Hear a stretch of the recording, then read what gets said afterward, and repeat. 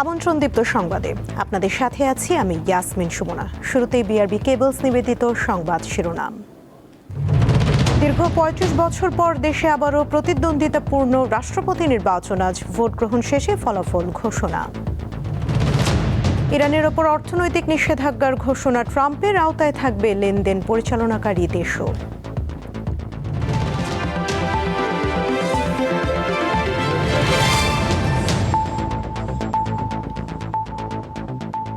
এবারে বিস্তারিত। দীর্ঘ প্রায় ৩৫ বছর পর আজ অনুষ্ঠিত হতে যাচ্ছে রাষ্ট্রপতি নির্বাচনের ভোট গ্রহণ। দুপুর ২টা থেকে বিকেল ৫টা পর্যন্ত জাতীয় সংসদের অধিবেশন কক্ষে ভোট গ্রহণ চলবে। ৩৪৯ জন সংসদ সদস্য নির্বাচিত করবেন দেশের ২৩তম রাষ্ট্রপতি। নির্বাচনে প্রতিদ্বন্দ্বিতা করছেন বিএনপির প্রার্থী মির্জা ফখরুল ইসলাম আলমগীর ও ১১ দলীয় ঐক্যজোট থেকে অলি আহমদ।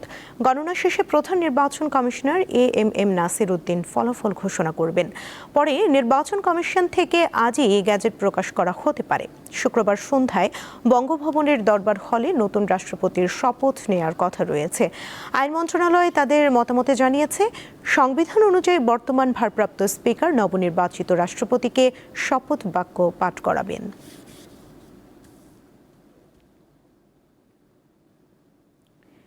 রাষ্ট্রপতি নির্বাচনের সংবাদ সংগ্রহের দায়িত্বে রয়েছেন আমাদের দুই সহকর্মী রুবায়েত হাসান ও শিউলি শবনম। এ বিষয়ে জানাতে এবারে যুক্ত হচ্ছেন তারা। শুরুতেই চলে যাচ্ছি রুবায়েত হাসানের কাছে। রুবায়েত, সংসদ সদস্যরা কি আসতে শুরু করেছেন, আর ভোট গ্রহণ ও এর পরবর্তী প্রক্রিয়া নিয়ে আমাদের জানাবেন।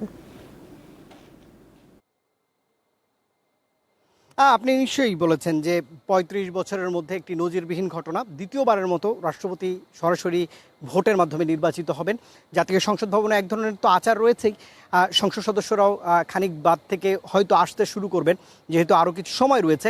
কিন্তু আপনাকে বলে রাখি, ১৯৯১ সালের সংসদীয় সরকার ব্যবস্থাপনা পুনঃবহালের পর আসলে প্রথম রাষ্ট্রপতি নির্বাচন হয়। এরপর ৭ জন রাষ্ট্রপতি দেশের বিনা প্রতিদ্বন্দ্বিতায় নির্বাচিত হয়েছেন। আজ কিন্তু ৩৪৯ জন সক্রিয় বা জনগণের ভোটে নির্বাচিত যে সংসদ সদস্য রয়েছে ৩০০ জন এবং বাকি ৪৯ জন সংরক্ষিত মহিলা আসনে, তাদের দ্বারা নির্বাচিত হবেন রাষ্ট্রপতি। একটি বিরল অনন্য ঘটনা। দ্বিতীয়বারের মতো আমি বলছিলাম, প্রথমবারটি ১৯৯১ সালে, আজ থেকে প্রায় বলা যায় যে তিন দশকেরও বেশি সময় আগে যেটি ঘটেছিল।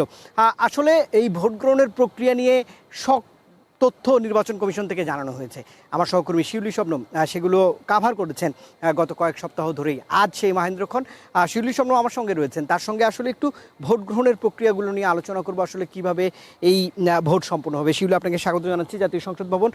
এক ধরনের তো আচার আনুষ্ঠানিকতা রয়েছেই, এটি দেশের এই যে নির্বাচন হলো ১২ ফেব্রুয়ারি, সেই নির্বাচনের পরে আসলে একটি বড় ধরনের ঘটনা। আপনি কেমন দেখছেন, প্রস্তুতি কেমন দেখছেন আপনি, সেটি যদি একটু আমাকে জানাতেন।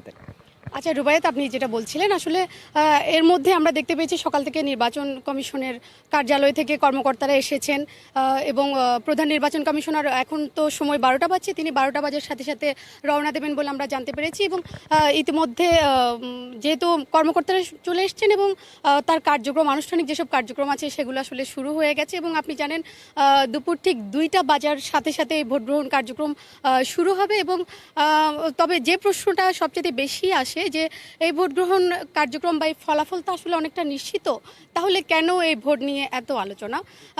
মূলত মূল বিষয়টা হচ্ছে, যেহেতু আপনি যেটা বলছিলেন যে ১৯৯১ সালের পর থেকে আসলে মূলত যেহেতু প্রতিদ্বন্দ্বিতামূলক এরকম নির্বাচন আসলে দেশের মানুষ দেখেনি, ৩৫ বছর পর সে নির্বাচনটা দেখছি। এবং এই নির্বাচনের মূল যে বৈশিষ্ট্য বা গুরুত্বটা আসলে বহন করে সেটা হলো, এখানে যেহেতু বিরোধী দল তাদের প্রার্থী দিয়েছেন, তারা জানেন, তারা যেহেতু সংসদে সংখ্যাগরিষ্ঠ দল না, তারপরেও তারা প্রার্থী দিয়েছেন। এবং বলা হচ্ছে, বিশ্লেষকরা মনে করছেন যে এটাই আসলে রাজনৈতিক বা গণতন্ত্রের যে সৌন্দর্য সেটা, এবং এই ভোটের মধ্য দিয়ে মূলত গণতন্ত্রের সেই সৌন্দর্য স্পষ্ট হচ্ছে, মানুষ দেখতে পাচ্ছে। এবং আপনি ভোটদানের প্রক্রিয়াটা সম্পর্কে জানতে চেয়েছিলেন, এবং আপনি নিশ্চয়ই জানেন এই নির্বাচন সাধারণত আমরা যে ভোট বলতে যে গোপন ব্যালটের কথা জানি, এই নির্বাচনে মূলত সেরকম কোনো গোপন ব্যালট থাকে না, প্রকাশ্য ভোট দেন। সেই প্রকাশ্য ভোটটাও আবার অনেকটা গোপন।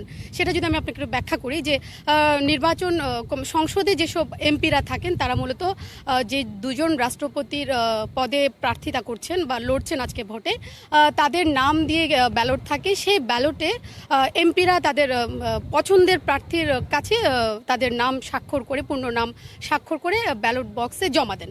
তো সেক্ষেত্রে আসলে কারা কোন প্রার্থীকে ভোট দিচ্ছেন সেটা জানা গেলেও আসলে সেই বিষয়টা আসলে প্রকাশ করার আবার কোনো বিধান নেই যে তারা সেটা আসলে প্রকাশ করা যায় না। সে অর্থে এটা আসলে গোপন ভোটও আপনি বলতে পারেন। তবে এখানে আরেকটা বিষয় উল্লেখ করতে চাই রোবায়েত, সেটা হচ্ছে আপনি নিশ্চয়ই জানেন এই নির্বাচনে 70 অনুচ্ছেদ নিয়ে অনেক বেশি কথা এসছে, আলোচনা চলছে, যেহেতু ভোট দেওয়া নিশ্চয়ই ভোট একটি স্বাধীন প্রক্রিয়া, কিন্তু বলা হচ্ছে যে সংবিধানের 70 অনুচ্ছেদ যেহেতু এখনও কার্যকর আছে, তো সেক্ষেত্রে আসলে নিজ দলীয় সিদ্ধান্তের বাইরে কোনো এমপি অন্য কোনো বিরোধী দলের এমপির তাদেরকে ভোট দিতে পারবেন না। অর্থাৎ কেউ যদি তার দলের সিদ্ধান্তের বাইরে গিয়ে ভোট দেন সেক্ষেত্রে তার এমপি পদ শূন্য হবেন। তবে আপনাকে আরেকটা বিষয় উল্লেখ করতে চাই, এটা জাতীয় সংসদের চিফ হুইপ তিনি বলেছেন যে দলীয় সিদ্ধান্তের বাইরে ভোট দিলে তার এমপি পদ শূন্য হয়ে যাবে। তবে সংবিধান বিশেষজ্ঞরা বা বিশ্লেষকরা আসলে বলছেন যে এটার আসলে একটা মতভিন্নতা আছে। যেহেতু রাষ্ট্রপতি নির্বাচন আসলে কোনো আইনি প্রক্রিয়া নির্বাচন বা আস্থা বা অনাস্থা ভোটের ব্যাপার না। এখানে আসলে সংসদ সদস্যরা ভোট দিতে পারেন, সেক্ষেত্রে তাদের এমপি পদ আসলে শূন্য হবে না। এই বিষয়গুলো নিয়ে অনেক ধরনের মতানৈক্য আছে। তবে আপনি জানেন এই ভোট 5টা পর্যন্ত চলবে এবং 5টার পরই মূলত ভোটদান শেষ হলে গণনা কার্যক্রম শুরু হবে এবং গণনার পরেই প্রধান নির্বাচন কর্মকর্তা অর্থাৎ প্রধান নির্বাচন কমিশনার তিনি এই ভোটের ফলাফল ঘোষণা করবেন এবং এর পরপরই ভোটের ফলাফল হয়ে গেলে মূলত গ্যাজেট প্রকাশ করা হবে নির্বাচন কমিশন থেকে। এবং আপনি নিশ্চয়ই জানেন আগামীকাল অর্থাৎ শুক্রবার সন্ধ্যা 7:30টায় যিনি নির্বাচিত রাষ্ট্রপতি হবেন তিনি শপথ গ্রহণ করবেন। এটাই মূলত আজকের সব মিলে আনুষ্ঠানিকতা। আনুষ্ঠানিকতা দর্শক জানাচ্ছিলেন এই সহকর্মী। দীর্ঘদিন ধরে নির্বাচন কমিশন যেই সংবাদ সংগ্রহ সেটি করে থাকেন, আচারগুলো আসলে আপনাদের জানাবার চেষ্টা ছিল। আপনাকে একটু তথ্য জানাতে চাই দর্শক, যে সেটি হচ্ছে এখন তো 12টার কিছু সময় পর 2টা দিক থেকে আসলে এই নির্বাচনটি অনুষ্ঠিত হবে। বাইরে তাপমাত্রা আজ একটু বেশি রয়েছে, সংসদেও হয়তো ফুল হাউস হবে, এক ধরনের উত্তাপ তো রয়েছেই। বিরোধী দল যেহেতু সংসদে কার্যকর ভূমিকা পালন করছে, আমরা দেখেছি 12ই ফেব্রুয়ারি নির্বাচনের পর 2/3 সংসদ সদস্য মনোনীত হয়ে বা জনগণের ভোটে নির্বাচিত হয়ে জাতীয় সংসদে বিএনপির যে আসন সেটি নিশ্চিত করেছেন এবং এই সরকারের ম্যান্ডেট কিন্তু অনেক বেশি। সে কারণে এই ভোটটি এক ধরনের আনুষ্ঠানিকতা, যেমনটা শিউলি জানাচ্ছিলেন। তবে এই আনুষ্ঠানিকতার মাঝেও একটি গণতন্ত্রের সৌন্দর্য রয়েছে, সেটি হচ্ছে ভোটাধিকার। সেটি হয়তো আজকে বাংলাদেশে দেখা যাবে। যেমনটা চিফ হুইপ কালকে বলেছিলেন, গতকাল সংবাদ সম্মেলনে নির্বাচন কমিশনের পক্ষ থেকে জানানো হয়েছে বাংলাদেশের এই গণতান্ত্রিক ব্যবস্থাপনার এই ভোটে নজর থাকবে পুরো বিশ্বের, এমনটি বলাই যাচ্ছে।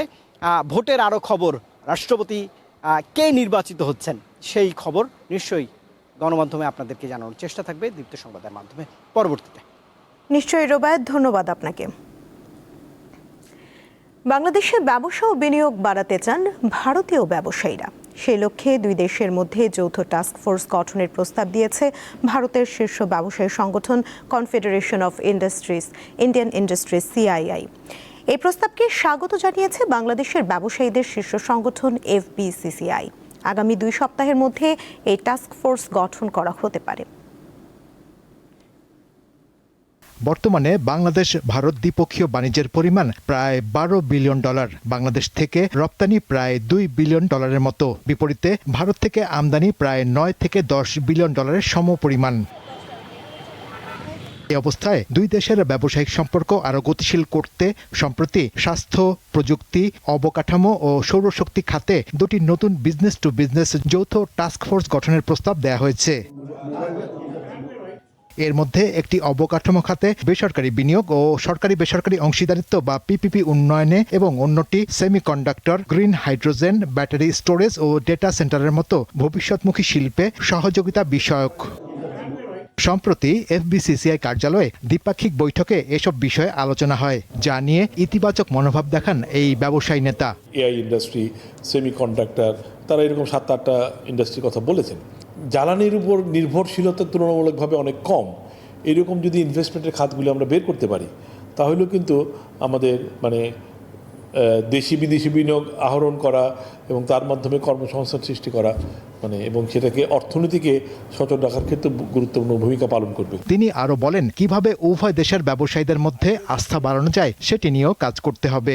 সংলাপ না বাড়াতে পারলে ব্যবসার ক্ষেত্রে বিদ্যমান সমস্যা কমবে না। আমরা এই টাস্কফোর্সটা ব্যুরোক্রেসির মানে এই লাল ফিতায় প্রথমেই আটকা পড়ে যাক সেটা আমরা চাচ্ছি না। অনেস্টলি আমরা দুই পক্ষে আলোচনা করেছি যে আমরা সরকারের কাছে এই আবেদনটা জানাবো যাতে টাস্কফোর্সটা একেবারেই B2B টাস্কফোর্স হয়। টাইম ফ্রেমটা দেওয়া একটু দূরহ, বাট যদি এটা B2B হয় তাহলে মোটেও খুব বেশি সময় লাগবে না, 2 সপ্তাহের ভিতরেও করা সম্ভব হতে পারে। এছাড়া বাংলাদেশ ভারতের মধ্যকার বাণিজ্যে অশুল্ক বাধা, ভিসা প্রাপ্তি নিয়ে জটিলতা দূর করার বিষয়ে আলোচনা হয়েছে বলে জানিয়েছে FBCCI। শাহরিয়ার ইমন, দীপ্ত সংবাদ, ঢাকা। লেনদেনে বাংলা কিউআর বাধ্যতামূলক করার পর গত 1 মাসে মার্চেন্ট ও গ্রাহক উভয় পক্ষের আগ্রহ ও আস্থা বেড়েছে। সে সঙ্গে বেড়েছে লেনদেন। আর এই ব্যবস্থায় যুক্ত হয়েছে 37টি ব্যাংক ও MFS প্রতিষ্ঠান। চালুর পর প্রথম 40 দিনেই লেনদেন হয়েছে 2000 কোটি টাকার বেশি। বাংলা কিউআর নিয়ে ধারাবাহিক প্রতিবেদনের দেখুন শেষ পর্ব। 2023 সালে আন্তঃব্যাংক কোড ভিত্তিক লেনদেন নিষ্পত্তির ব্যবস্থা চালু করে বাংলাদেশ ব্যাংক। আর গত 1 জুলাই থেকে সব প্রতিষ্ঠানের কোড ভিত্তিক লেনদেন বাংলা কিউআর প্রতিস্থাপন বাধ্যতামূলক করে কেন্দ্রীয় ব্যাংক। এই নগদ টাকা প্রিন্ট করতে, স্টোর করতে, ট্রান্সপোর্ট করতে এবং এই যে পাহারা দিয়ে রাখতে এখানেও বছরে 20,000 কোটি টাকা খরচ আছে। তো সেখানে আমাদের এই কিউআর ব্যবস্থা আমাদেরকে এই টাকার ব্যবহারের থেকে, নগদ টাকার ব্যবহারের থেকে অনেকটা সরিয়ে আনবে এবং ডিজিটাল পেমেন্ট লেনদেনকে উৎসাহিত করবে। বর্তমানে 42টি ব্যাংক ও MFS প্রতিষ্ঠানের অ্যাপস ভিত্তিক লেনদেন সুবিধা রয়েছে। প্রতিটির কিউআর কোড না থাকলেও প্রতিষ্ঠানের অ্যাপে বাংলা কিউআর আইকন যুক্ত করতে নির্দেশ দিয়েছে বাংলাদেশ ব্যাংক। এ ব্যবস্থায় এখন পর্যন্ত যুক্ত হয়েছে 37টি ব্যাংক ও MFS প্রতিষ্ঠান। বাংলাদেশ ব্যাংক একটা ইউনিক কিউআর জেনারেট করলো, যেই কিউআরটা স্ক্যান করে যে কোনো কাস্টমারই তার পেমেন্ট দিতে পারবে। দ্যাট ইজ রকেটের, বিকাশের, তারপর নগদের। শুধু তাই না, আপনি কোনো একটা ব্যাংকের অ্যাপসের মাধ্যমে পেমেন্ট করতে চাচ্ছেন, আপনি পূবালী ব্যাংকের গ্রাহক, আপনি পূবালী ব্যাংকের অ্যাপসটা মোবাইল ওপেন করবেন, কিউআর স্ক্যান করবেন, পেমেন্ট হয়ে যাবে। এই জন্য বাংলা কিউআর দিয়েছে যে বাংলা মানে এই সারা বাংলা, এই বাংলাদেশ, এই বাংলাদেশের জন্য একটা ইউনিক কিউআর থাকবে। অপরাধমূলক লেনদেন রোধ, রাজস্ব আয় বাড়ানো, সময়, খরচ ও ঝুঁকি কমাতে বিশ্বের অনেক দেশই ক্যাশলেস লেনদেনে চলে গেছে। কারণ হিসেবে বলা হচ্ছে এ ব্যবস্থায় কর ফাঁকি দেওয়া প্রায় অসম্ভব। এখানে স্বচ্ছতা আছে, এখানে জবাবদিহিতা কিছু লাগতেছে না, স্বচ্ছ, transparent, everything will be transparent. Even এই যে কেউ যদি বলে যে আপনি ওখানে পেমেন্ট করেছেন, ট্যাক্স দেন না, ভ্যাট দেন না, এগুলো সব রেকর্ডেড হয়ে যাচ্ছে এটাতে। আগামী 1 অক্টোবর থেকে বাংলাদেশ ব্যাংকের নির্দেশ অনুযায়ী বাংলা কিউআর কোড দিয়ে লেনদেনে কোনো মার্চেন্ট চার্জ থাকবে না। বাংলা কিউআর কোডে দুর্বল ইন্টারনেট সংযোগ, মোবাইল ডাটার অভাব, গ্রাহক ও খুচরা বিক্রেতাদের প্রযুক্তি জ্ঞানের স্বল্পতা এবং সাইবার নিরাপত্তা ঝুঁকি বড় বাধা। এসব বাধা মোকাবেলা করে বাংলা কিউআর কোডকে সামনে এগিয়ে নিতে হবে। শাহরিয়ার ইমন, দীপ্ত সংবাদ, ঢাকা। নওগাঁয় এয়ার ব্লোয়ার মেশিনের মাধ্যমে পেঁয়াজ সংরক্ষণ জনপ্রিয় হয়ে উঠছে। কৃষি বিভাগের সরবরাহ করা বিনামূল্যের এই মেশিন পেয়ে সন্তুষ্ট জেলার কৃষকরা। পেঁয়াজ একটি পচনশীল সবজি, যে পেঁয়াজটি যথাযথভাবে সংরক্ষণ করা না গেলে পেঁয়াজটা অনেক সময় উৎপাদনের পরে নষ্ট হয়ে যায়, পচে যায় এবং আপৎকালীন সময়ে বাজারে এই পেঁয়াজ সংকটের কারণে পেঁয়াজ সংরক্ষণের জন্য প্রাকৃতিক উপায়ে এয়ার ফ্লো মেশিনের মাধ্যমে পেঁয়াজটি সংরক্ষণের পদ্ধতি বর্তমানে জনপ্রিয় হয়ে উঠেছে। পেঁয়াজ লাগাই বা আমরা লাগাই, প্রতিবারে পেঁয়াজ রাখা যায় না, মানে কিছুদিনের মধ্যে নষ্ট হয়ে যায়। কৃষি অফিস থেকে এই মেশিনটা পাওয়ার জন্যই আমাদের মনে করো পেঁয়াজটা আমরা সংরক্ষণ করে রাখি, মোটামুটি ভালো আছে। আশা করা হচ্ছে পরে ফল ভালো পাওয়া যাবে। আর এখানে প্রায় 250 মণ পেঁয়াজ আমি রাখছি। এখন পর্যন্ত আল্লাহর মধ্যে ভালো আছে। তো বর্তমানে যে বিদ্যুতের সমস্যা, এটাতে একটু প্রবলেম হচ্ছে। এটাতে নিরবচ্ছিন্ন যদি বিদ্যুৎ থাকে তাহলে আমার মনে হয় সঠিক মানের পেঁয়াজ যদি রাখা যায় তাহলে আমার মনে হয় ভালো থাকবে। এয়ার ফ্লো মেশিনে পেঁয়াজ সংরক্ষণ করে, প্রাকৃতিক উপায়ে সংরক্ষণ করে কৃষকেরা বাজারে যখন দাম থাকে তখন এটা বিক্রয় করে চাষিরা লাভবান হবে এবং বাজারে যে আকাশচুম্বী যে দামের একটা প্রবণতা থাকে এটা থেকে রক্ষা পাবে, ফলে ক্রেতারাও লাভবান হবে, আমদানি নির্ভরতাও কমবে। কৃষকদের পক্ষ থেকে আবেদন করা হচ্ছে এই এয়ার ফ্লো মেশিনটি যদি চাষি রয়েছেন তাদের মাঝে যদি সরবরাহ করা হয় তাহলে আগামীতে এই এয়ার ফ্লো মেশিনের মাধ্যমে প্রাকৃতিক উপায়ে পেঁয়াজের সংরক্ষণ আরো বাড়বে। আপৎকালীন সময়ে যে পেঁয়াজ আমদানি করতে হয় সে আমদানি কম করতে হবে এবং বাজারে পেঁয়াজের সাশ্রয়ী মূল্যে যারা ক্রেতা রয়েছেন তারা পেঁয়াজটি কিনতে পারবে, এমনটি জানিয়েছেন এই এয়ার ফ্লো মেশিনের মাধ্যমে পেঁয়াজ সংরক্ষণকারী চাষিরা। মোহাম্মদ আব্দুর রউফ, দীপ্ত নিউজ, নওগাঁ।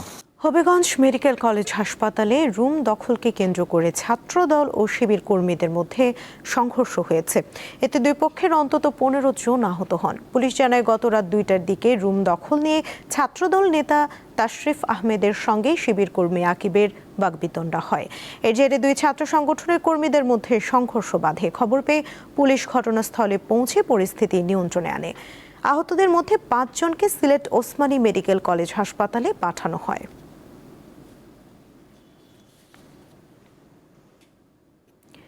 বর্ষাকাল সাপের প্রজনন মৌসুম হওয়ায় খাবারের সন্ধান ও প্রজননের জন্য উঁচু বা শুকনো স্থান বেছে নেয় সাপ। এতে প্রতি বছরে বর্ষায় লোকালয়ে বেড়ে যায় সাপের উপদ্রব।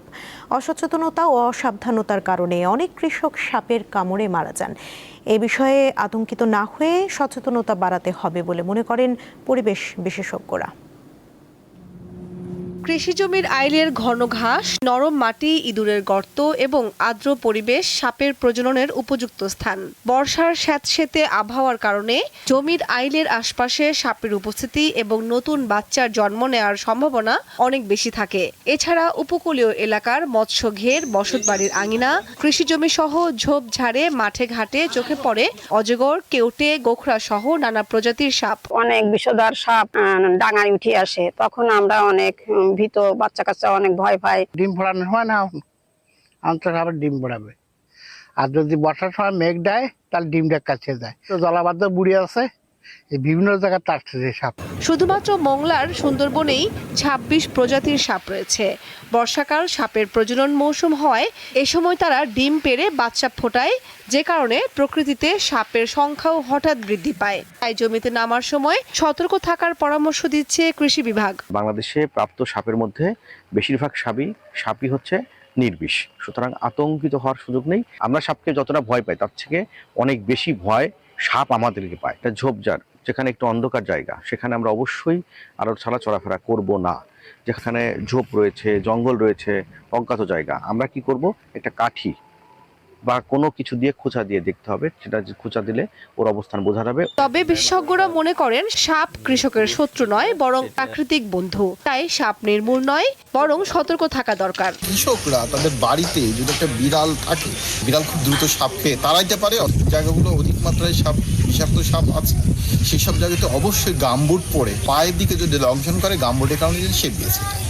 দেশে প্রতি বছর গড়ে প্রায় 4,03,317 জন মানুষ সাপের কামড়ের শিকার হন, আর মারা যান 7,511 জন। তাই সাপে কাটার পর ওঝা বা কবিরাজের কাছে না গিয়ে সরাসরি নিকটস্থ সরকারি হাসপাতালে যেতে হবে, যেখানে বিনামূল্যে অ্যান্টিভেনম পাওয়া যায়। কামরুন নাহার, দীপ্ত, বার্তাকক্ষ। আন্তর্জাতিক প্রসঙ্গ। ইরানের বিরুদ্ধে সবচেয়ে কঠোর অর্থনৈতিক নিষেধাজ্ঞার ঘোষণা দিয়েছেন যুক্তরাষ্ট্রের প্রেসিডেন্ট ডোনাল্ড ট্রাম্প। পাশাপাশি তেহরানের সঙ্গে ব্যবসা করা যে কোনো দেশকেও ভয়াবহ অর্থনৈতিক পরিণতির হুমকি দেন তিনি। স্থানীয় সময় বুধবার সামাজিক যোগাযোগ মাধ্যম ট্রুথ সোশ্যালে দেয়া এক পোস্টে তিনি এ ঘোষণা দেন। পোস্টে ট্রাম্প জানান, ইরান চুক্তি করার সুযোগ হাতছাড়া করেছে, তাই এখন নজিরবিহীন অর্থনৈতিক যুদ্ধ ও অবরোধের মুখোমুখি হতে হবে দেশটিকে। পাশাপাশি তেহরানের সাথে ব্যবসা বাণিজ্য বজায় রাখা কিংবা সহায়তা করা যে কোনো দেশের ওপর অর্থনৈতিক নিষেধাজ্ঞা আরোপের হুমকি দেন তিনি। impossible to get this to the same terrorist organization. A terrorist organization that no doubt has victimized Israel, but is also... খেলার খবর। যুক্তরাষ্ট্রের মেজর লিগ সকারে ফিলাডেলফিয়া ইউনিয়নের বিপক্ষে 2-2 গোলে ড্র করেছে ইন্টার মিয়ামি।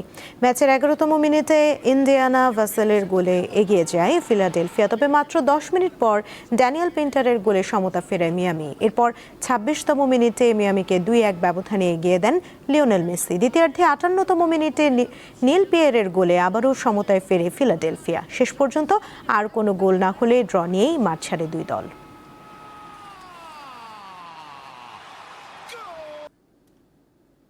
দীপ্ত সংবাদ শেষ করার আগে বিআরবি কেবলস নিবেদিত সংবাদ শিরোনামগুলো জানিয়ে দিচ্ছি আরও একবার। দীর্ঘ ৩৫ বছর পর দেশে আবারও প্রতিদ্বন্দ্বিতাপূর্ণ রাষ্ট্রপতি নির্বাচন, আজ ভোট গ্রহণ শেষে ফলাফল ঘোষণা। ইরানের ওপর অর্থনৈতিক নিষেধাজ্ঞার ঘোষণা, ট্রাম্পের আওতায় থাকবে লেনদেন পরিচালনাকারী দেশও।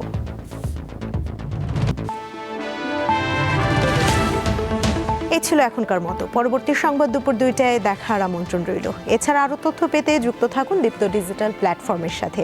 ধন্যবাদ সবাইকে।